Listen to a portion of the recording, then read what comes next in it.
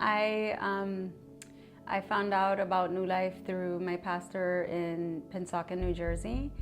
I had come from a background of abuse in my home. There was all kinds. There was physical, sexual molestation, verbal abuse, and I was carrying the weight of that for many years.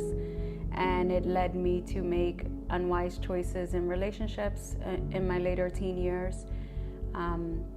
I had gotten involved with my children's father at the time, who was my boyfriend, and I was looking for love in that relationship. My mother had just pretty much disowned me because I had shared with her that my stepfather had molested me for many years.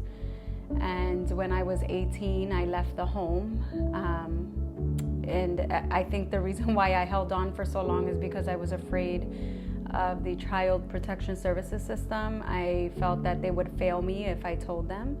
I felt that if I went to another family, I would just get treated worse. So I held on to that secret for a long time in my home. When I got involved with my children's father, I thought that that was the answer to everything, finding love in a relationship. And I realized very quickly it was not. He started to use drugs, and his habit got worse. It became to the point where our relationship was physically abusive, and he began to be manipulative and controlling. But being as though I didn't have a family, I was afraid to leave. So I continued in that relationship for about 7 years. I had my first son, and I found out shortly after I had my first son that he had a daughter with someone else.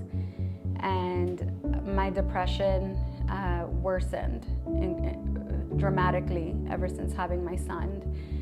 And I was very suicidal my first year of motherhood. So I had shared these things privately with my pastor at the time, and he introduced a pamphlet to me about New Life Home. And I believe I was the first woman from our church to come here. So when he shared the pamphlet, I had a glimmer of hope, a spark of hope. I was excited to come and hit a restart on my life for me and my children.